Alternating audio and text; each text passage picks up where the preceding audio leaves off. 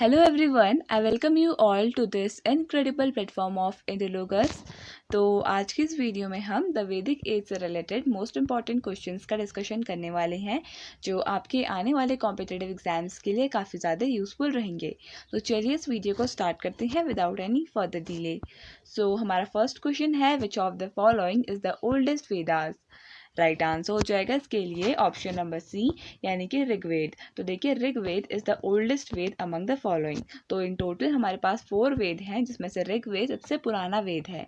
Rigveda is the oldest of the Vedas and is an Indo European language, one of the oldest ancient text. तो देखिए Indo European language में जो ऋग्वेद है वो oldest ancient text माना जाता है, one of the oldest ancient text है।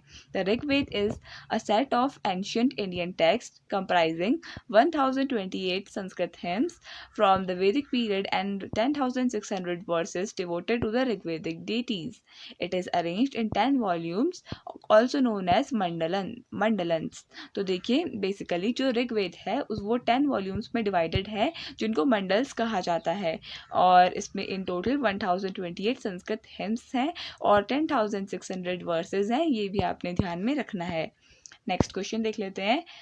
Vedic literature is also known as.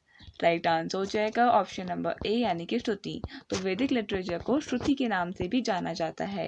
वैदिक literature is also known as Shruti, the literature which has been handed down from time immemorial by the verbal transmission. तो basically जो वेदास थे they were transmitted from a very long time from one generation to another verbally, therefore इनको हम श्रुति के नाम से भी जानते हैं। ये आपने ध्यान में रखना है। Shruti means to hear. Next question: the Vedas are considered the earliest literary records of the Indo-Aryan civilization. There are 4 Vedas: Rig Ved, Samved, Yajurved and the fourth one is।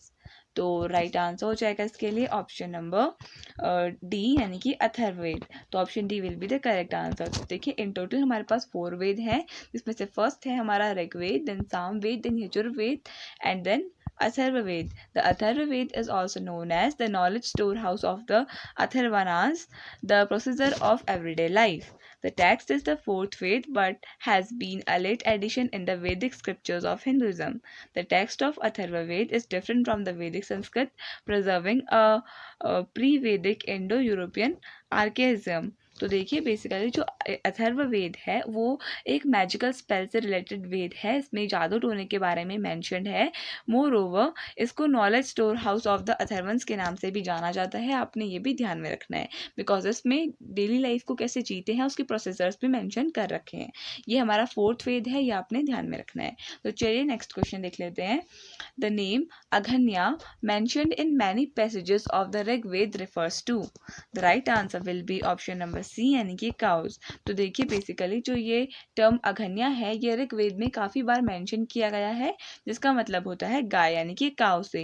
So Aghnya refers to the cow in the Rigveda. Rigveda is one of the 4 Vedas. It consist of Sanskrit hymns and it is the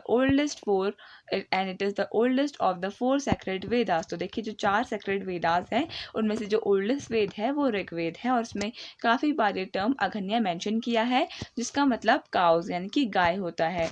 next question: who of the following gods was considered as war god in the Vedic pantheon? Right answer हो जाएगा इसके लिए option B यानी कि इंद्र। तो देखिए जो Lord Indra हैं इनको वॉर गॉड के नाम से काफ़ी बार मेंशन्ड है ये ऋग्वेद में, ये आपने ध्यान में रखना है। Indra is known as the god of storms and wars. He is the most important deity in ancient Vedic Hinduism and the supreme deva यानी कि गॉड ऑफ ऋग्वेदिक स्क्रिप्चर। तो देखिए ऋग्वेदिक स्क्रिप्चर के जो सुप्रीम गॉड हैं वो लॉर्ड इंद्र माने जाते हैं। There are more than 250 hymns devoted specifically to him, more than any other deity. तो देखिए अराउंड 250 हिम्स हैं जो सिर्फ और सिर्फ लॉर्ड इंद्र को ही डिवोटेड हैं इन ऋग्वेद, ये भी आपने ध्यान में रखना है। Next question: the caste system during the वैदिक as prohibited.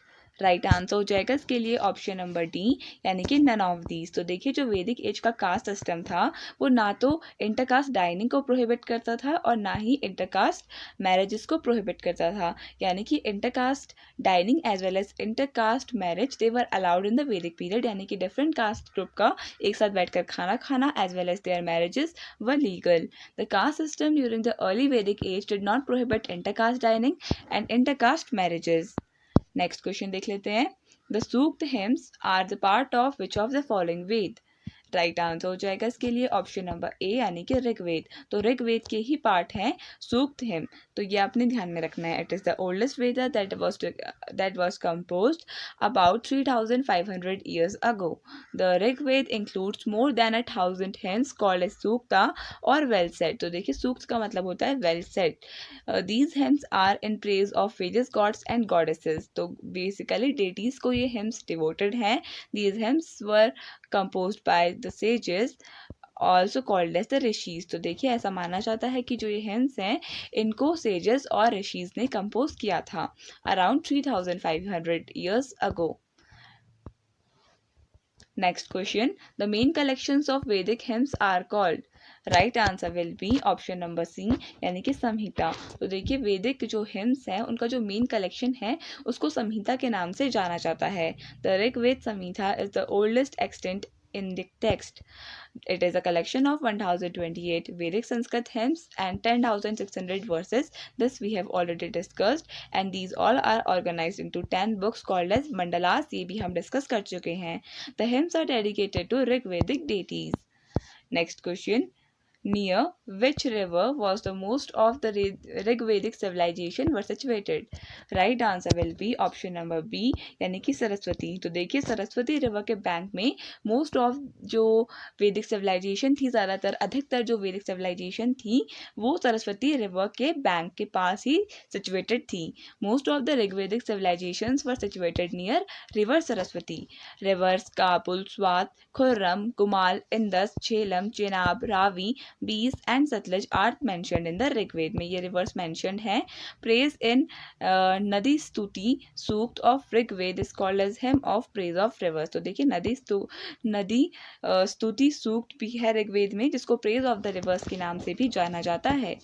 Next question, which of the following Vedas contains sacrificial फॉर्मूले।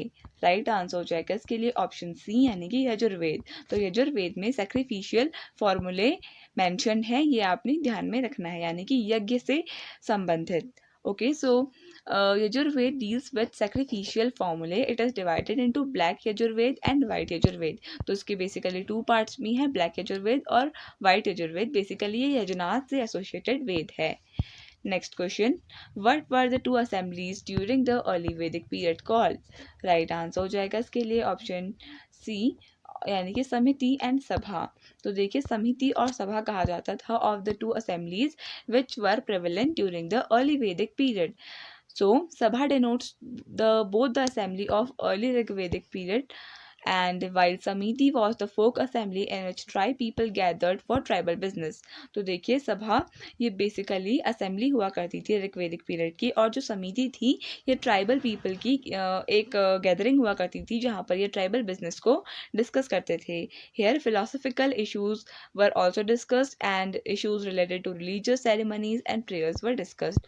तो देखिए यहाँ पर फिलोसफिकल इशूज को डिस्कस किया जाता था बेस्ड ऑन रिलीजियस सेरेमनीज और प्रेयर्स के ऊपर यहाँ पे डिस्कशन होता था इन समितिज एंड सभास। ये आपने ध्यान में रखना है।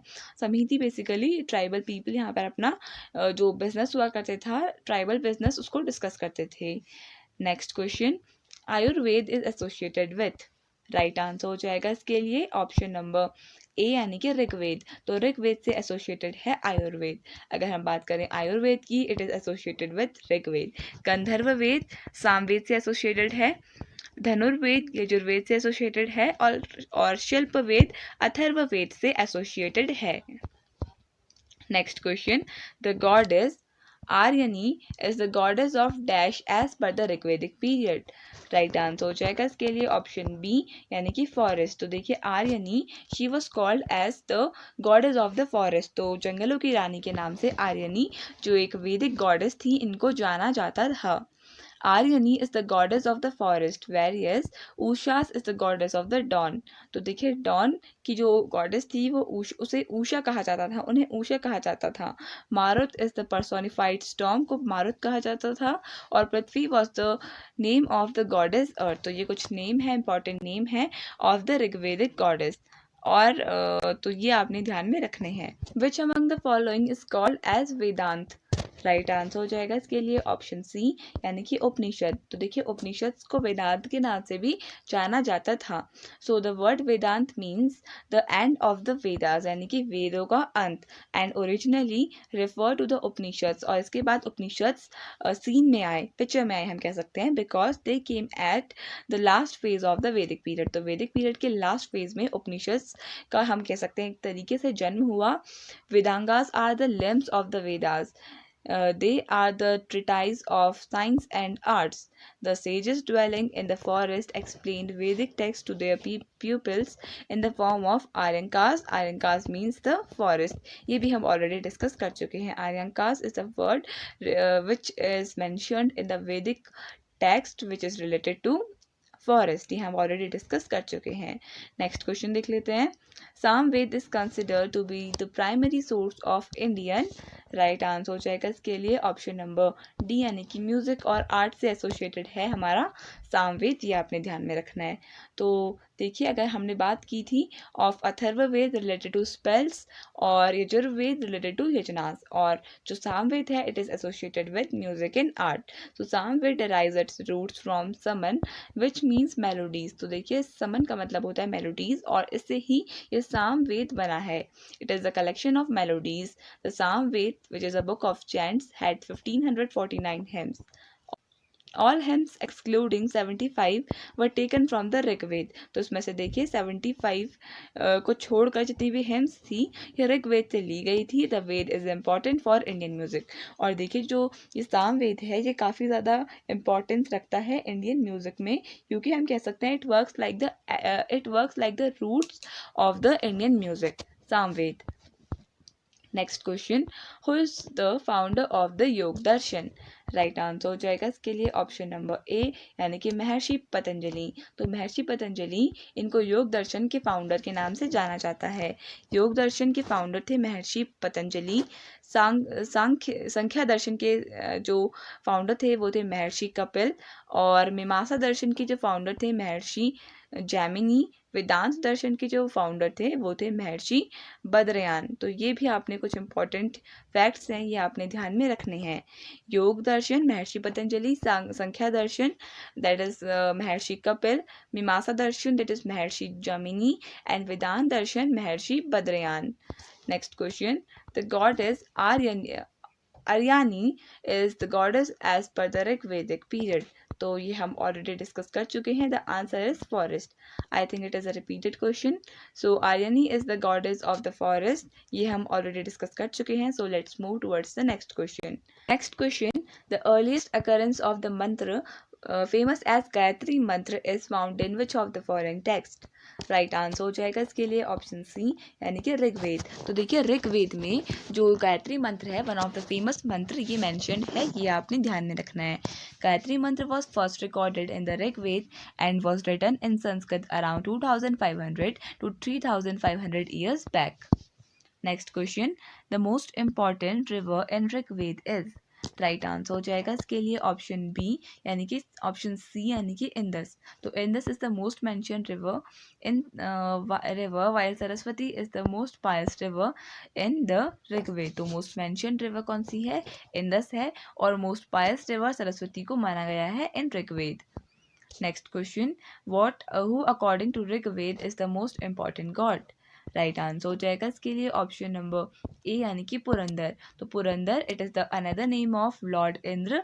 इनको मोस्ट इम्पॉर्टेंट गॉड मेंशन किया गया है as the war god in the Rigveda. So Indra was addressed as Purandar in the Rigveda. Next question, who is hailed as the god of medicine by the practitioners of Ayurveda? Right answer हो जाएगा इसके लिए option number C, यानी कि धन्वंतरी। तो धन्वंतरी इनको God of medicine के नाम से जाना जाता था and it is mentioned in Ayurveda. So जो प्रैक्टिस करते थे आयुर्वेद यानी कि practitioners of Ayurveda, they considered Dhanvantari as the god of medicine. Dhanvantari is regarded as the god of medicine while Sushruta is regarded as the father of surgery. ये भी आपने ध्यान में रखना है। You can remember it like that, S for surgery and S for Sushruta. तो Sushruta is regarded as the father of surgery, while Charak was one of the principal contributors to Ayurveda and is regarded as the father of Indian medicine. तो father of Indian medicine किसे कहा जाता है? चरक इनको कहा जाता है, सुश्रुत को फादर ऑफ सर्जरी कहा जाता है और गॉड ऑफ मेडिसिन धन्वंतरी को कहा जाता है। Next question, which of the following craftsmanship was not practised by the Aryans? Right answer हो जाएगा इसके लिए ऑप्शन नंबर डी, यानी कि black Smith. So the function of black Smith was not perform by the Aryans, ये आपने ध्यान में रखना है। So iron was not known to the Vedic period people and they did not perform the work of a blacksmith. Next question, in the early Vedic period, one system was based on. तो right answer हो जाएगा इसके लिए option C, यानी कि occupation. तो occupation के ऊपर बेस्ड था वैदिक पीरियड में जो वन सिस्टम था that was based on occupation, ये आपने ध्यान में रखना है। So the term one theoretical classification based on occupation. The classical authors scarcely speak of anything other than varnas. Varna define the hereditary roots of a newborn. It indicates the color, type and order of the class of the people. तो basically यहाँ पर वर्नास के बारे में लिखा गया है और जो वर्नास का डिवीजन था in the Vedic period that was based upon their occupation, they based on the occupation they performed. For example the society was divided into 4 varnas, Brahmins, Kshatriyas, Vaishyas and Shudras. ये भी आपने वर्ण सिस्टम को ध्यान में रखना है. एंड तो चलिए नेक्स्ट क्वेश्चन को देख लेते हैं. The staple food of the वैदिक आर्यंस वाज. राइट आंसर हो जाएगा इसके लिए ऑप्शन नंबर बी, यानी कि मिल्क एंड इट्स प्रोडक्ट्स. तो देखिए बेसिकली मिल्क और उससे बने हुए प्रोडक्ट को ही वैदिक जो आर्यंस थे वो कंज्यूम करते थे. द वैदिक economy mostly revolved around cow and dairy products. That is the reason why cows were considered as aghanya, not to be killed. तो अघन्या का मतलब होता है the one not to be killed and they were considered to be the most pious. तो cows इनको काफ़ी ज़्यादा पवित्र माना जाता था in the Vedic period. Next question, from which Upanishad is the phrase Satyamev Jayate यानी कि truth alone triumphs mentioned below the emblem of India taken? Right answer हो जाएगा इसके लिए ऑप्शन डी, यानी कि मुंडका उपनिषद. तो मुंडका उपनिषद से लिया गया है ये phrase Satyameva Jayate. The national motto of India Satyameva Jayate inscribed below the emblem of India is taken from the Mundaka Upanishad. This motto means that truth alone triumphs. It is written in Devanagari script. आपने ये भी ध्यान में रखना है. तो देवनागरी स्क्रिप्ट में ये लिखा गया है. Mundaka Upanishad is listed as number 5 in the Muktika canon of 108 Upanishad of Hinduism. तो 108 उपनिषद इन टोटल हैं, इसमें से 5th में जो मुंडका उपनिषद है इसको लिस्ट किया गया है in the Muktika canon. Next question देख लेते हैं. Dash was considered to be the most valuable possession in the early Vedic period. Right answer हो जाएगा ऑप्शन सी, यानी कि कैटल. तो देखिए जो कैटल हुआ करता था it was considered to be the most precious possession, यानी कि सबसे इम्पॉर्टेंट हम कह सकते हैं संपत्ति मानते थे अर्ली वैदिक पीरियड के लोग कैटल्स को. सो जो उनकी जो गाय भैंस यानी कि जो पशुपालन होता था that was considered to be the most important one. So the period between 1500 BC and 600 BC may be divided into the early Vedic period or the Rig Vedic period, that is from 1500 BC to 1000 BC, and later Vedic period from 1000 BC to 600 BC. ये भी आपने ध्यान में रखना है. Next question, the caste system of India was created for. Right answer हो जाएगा इसके लिए option D, occupational division of labour. तो बेसिकली जो कास्ट सिस्टम था वैदिक पीरियड का वो ऑक्यूपेशनल डिवीजन के ऊपर बेस्ड था, उसका कोई और दूसरा इंटेंशन बिल्कुल नहीं था. So the caste system was created for occupational division of labour and for the flexible during the Vedic period. But with the passing time जो वन सिस्टम था लोगों ने इसको इतना ज़्यादा प्रेवलेंस दे दिया, इतना ज़्यादा इसको एक तरीके से सपोर्ट करने लगे इन a negative way, so which created the caste system, the brutal caste system in our society. So it was defined by the person's profession. It started getting rigid during the later Vedic period. तो later Vedic period पे जो ये caste system था काफ़ी ज़्यादा rigid होने लगा, ये आपने ध्यान में रखना है. बट ये जो कास्ट सिस्टम था वैदिक पीरियड में फॉर अ गुड रीज़न बनाया गया था, ताकि स्मूथ इकोनॉमी चल सके. बट जो बाकी आने वाली जनरेशन्स थी उन्होंने इसे गलत तरीके से लिया, which created the brutal caste system in our society. Next question, the crop which was not known to the Vedic people is. Right answer हो जाएगा इसके लिए ऑप्शन डी, यानी कि टोबैको. तो जो वैदिक पीरियड के लोग थे they were not aware of tobacco. इसके अलावा बाले, वीट और राइस, इनसे काफ़ी अच्छी तरीके से वैदिक पीपल परिचित थे. वैदिक पीपल वर नोन टू बाले, wheat and rice, and these were the major food grains consumed by the Vedic people. Tobacco was not known to the Vedic people. Next question, the term Upanishad literally implies. Right answer हो जाएगा इसके लिए option number C, यानी कि sitting near. तो देखिए वेदास के बाद जो उपनिषद आए उनके बारे में, उनसे रिलेटेड एक क्वेश्चन है यहाँ पर कि जो उपनिषद है उनका मतलब लिटरली क्या होता है. तो उनका मतलब होता है sitting near. So Upanishad mean sitting down near, referring to the student sitting near down the teacher while receiving esoteric knowledge. Next question, which one of the following tribal assemblies was normally involved in the election of their tribal chief? Right answer हो जाएगा इसके लिए option number B, यानी option number A, यानी कि समिति. तो समिति it was like a assembly, जो हम डिस्कस कर चुके हैं, ऑफ ट्राइबल पीपल, जो बेसिकली बिजनेस के रिलेटेड जो ट्राइबल बिजनेस होता था उसको भी डिस्कस करती थी, और बेसिकली ये चीफ का इलेक्शन भी करती थी. So the election of the king was done by the tribal assembly called as समिति.